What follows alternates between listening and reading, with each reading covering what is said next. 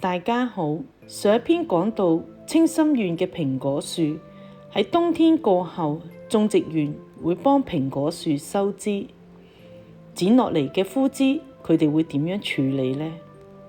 要喺融雪下冰凍嘅蘋果園裏面工作，係好艱辛嘅，經常都手腳會冰硬。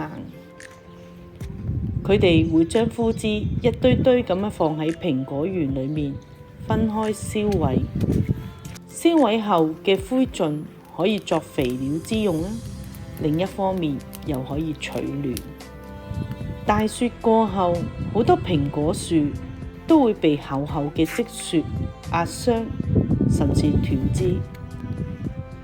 最艱辛嘅工作開始啦，佢哋會鋸走折斷嘅樹丫啦，再用一個細細個嘅刨仔同每一棵樹刮樹皮。呢個動作係要幫蘋果樹檢查喺寒冬裏面有冇被冰雪蓋掩後受到病菌嘅感染。如果有，清心園嘅人有一個天然嘅秘方，會喺田裏面掘一啲泥，幫蘋果樹包紮。一剎那間，佢哋變為鐵打醫師，幫樹去敷養。點解會用田裏面嘅泥呢？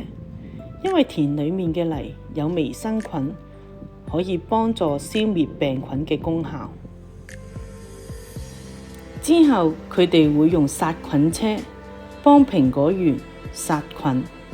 殺菌呢個動作去到花期需要4至5次。我哋期待花期嘅來臨。第3篇，多謝各位。